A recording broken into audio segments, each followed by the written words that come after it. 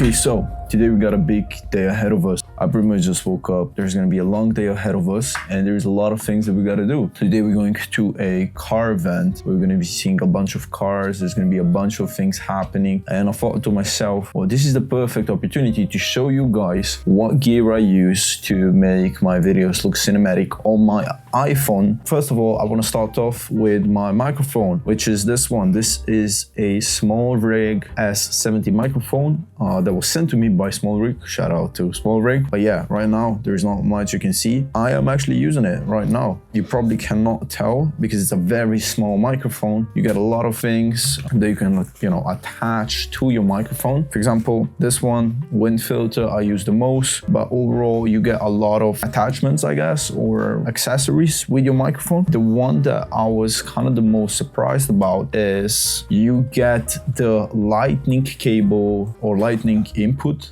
receiver. So you get actually 3 receivers. You get this one. This one is usually used for your camera. So the original one that you get is USB-C. Most phones use USB-C now, except my one. My one uses lightning cable, and I was surprised that this package of this S70 microphone actually included the same one, but in lightning cable port, I guess. And also the next thing that I think is very cool and I didn't see many microphones do is the whole thing about Small Rig microphones is that they are very small. They have this very sleek and professional look. As you guys can see, it's a very small microphone. You can barely notice it. But let's say, for example, I was wearing a white shirt. Well, the perfect thing is that they have silicone covers for these microphones, meaning you can essentially match your microphone to whatever color of your shirt you're wearing. Let me just show you. Majority of the colors you get, I have one completely white one in the bag with me all the time because I never know if I'm gonna wear a white shirt. For example, for today, I was thinking about wearing a light blue shirt and I'm probably gonna match it with this one. Let me just show you how that actually looks. Let's say we want a gray one. We're wearing a gray shirt. This is the part that's gonna be visible. All you have to do, and bam. This is all you have to do. That's sick. But honestly, this microphone is just insane. You get up to 40 hours on this case per charge, which is absolutely insane. I'm not sure how many hours you get on the microphone itself, but with the charging case, it's 40 hours. I think microphone alone, if it's about 8 hours. Next item that I have only with, all the time is gonna be the ND filter. And that is this. This is what it looks like. It's not some fancy magnetic one. It's just a simple clip-on ND filter. You put the cover away, and now you basically have sunglasses for your camera.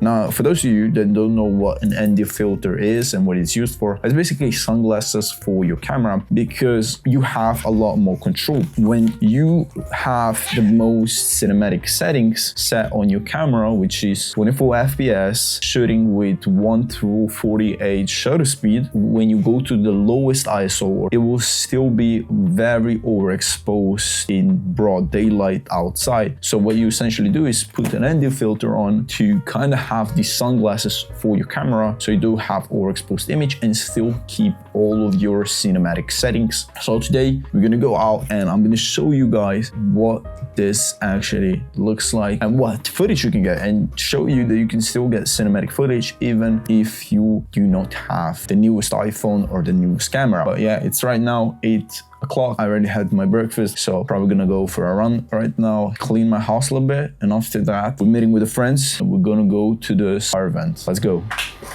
So the car show was amazing. We saw a lot of cool cars, everything from a Mansory Rolls Royce to a vintage 911 Porsche. And it was just super fun. Didn't really get as much footage as I wanted to because my phone kind of ran out of battery midway, but still managed to get a couple of nice shots. But yeah, when it comes to shooting high quality content and just making it look cinematic, gear is definitely going to be very important, but learning how to properly use it is going to be just as important, if not more. So let's actually go ahead back home and let me show you a couple of settings and stuff so you can use your phone to create the most cinematic footage you can. Okay, so welcome back. The car show is over. We got a couple of shots that are actually kind of cool. We saw a lot of cool cars. So let's talk about what settings and how do you actually get those shots on your iPhone. So the first thing, that is one of the most important things that you have to remember in filmmaking, the most important thing is lighting. Unfortunately, this was not shot outdoors, this was indoors. The lighting was not the best, I'm not gonna lie. For cinematic shooting, we still got some good shots in my opinion. So the most important thing is gonna be your lighting, making sure that it's not overexposed, it's not underexposed, you got that nice soft lighting, meaning that the light source is not coming directly behind the camera, but at least in like 45 degrees away from camera. Of course, you can get different lightings in different scenarios that could look cool, but in my opinion, these are the easiest to get right. The second most important thing is going to be your camera settings on your phone. Now, for the most cinematic shots, what you're going to have to do is download an app called Blackmagic Camera. It's going to be a free app. There's going to be a link in the description. Super simple. It can be a little bit scary when you first open it up for the first time. So for the settings, the first thing, we have to go into the settings and we're going to change the resolution. Make sure it's 4K if you can do it. Then for the color profile, go with log. If your phone can shoot log, make sure you have log selected. It's going to be a little bit harder to color grade, but you get so much more dynamic range in your colors, meaning you can just have a lot more option to play around with in post-processing and color grading. Now, I went with Rec 709 since my phone does not support log, unfortunately. Moving forward to Kodak, we got HACV, I think, 265. It's gonna have a little bit smaller file sizes on the end than Apple ProRes. Apple ProRes, especially high quality and beyond that, are gonna be enormous file sizes. Yes, they put your phone quality to the maximum, but the file sizes are just so incredibly huge, it's not even worth it in my opinion. Just select HECV 265 with max bitrate and you should be good. Also, before I continue with the video, I just wanted to remind you that you might never see me again, so subscribe to the channel because it's free. It doesn't cost you anything and it helps me out a lot. And if you're enjoying this video so far, let me know that you're enjoying this video so I can make more content like this by leaving a like and leave a comment, because why not? So let's continue with the video. Now we can actually go to the camera and play around with cinematic settings. Now, the first thing, make sure that your FPS is set to 24 because that is going to be the most cinematic FPS, frames per second. Then for the shutter speed, we're going to have to double it to what your frame rate is. So for me, my frame rate is 24. So we're going to go 1 through 48 because that's double of our frame rate and it's going to give us the most realistic motion blur, which I'm also using right now. So you can see it's giving us the most realistic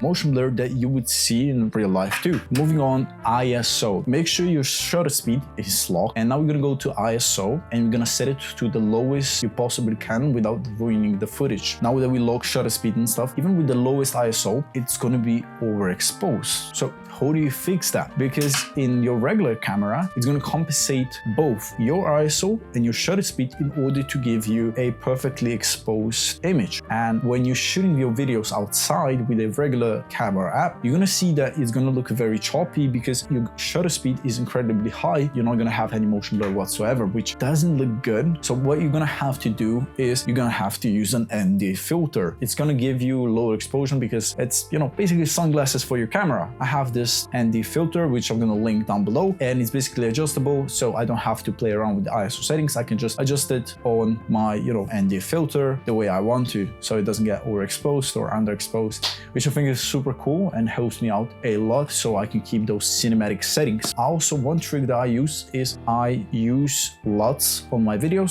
so I can pretty much get an idea or see how the end result will look like. So I have my own LUT which I created, which if this video gets enough likes, I'm gonna share down below. So make sure you like the video and comment down below. So now we shot the videos. Now we can go and move forward and actually edit them and color grade them. Now the way I do my videos is I first edit all of my videos in Premiere Pro, then I export a timeline into DaVinci Resolve, color grade it there, export it as a video, and then bring it back into Premiere Pro where I have my sound effects and everything else. Now, why is my workflow so complicated? In my opinion, DaVinci Resolve just has such a good color grading section that is unmatched. I use it because Premiere Pro doesn't even come close to DaVinci Resolve when it comes to color grading because of its node-based system, which I think is incredible. That gives you so much options to, edit, color grade, color correct. It's just super super cool. If you guys want me to go in depth into color grading, I'm gonna make a video on that because we don't have enough time to explain everything about color grading.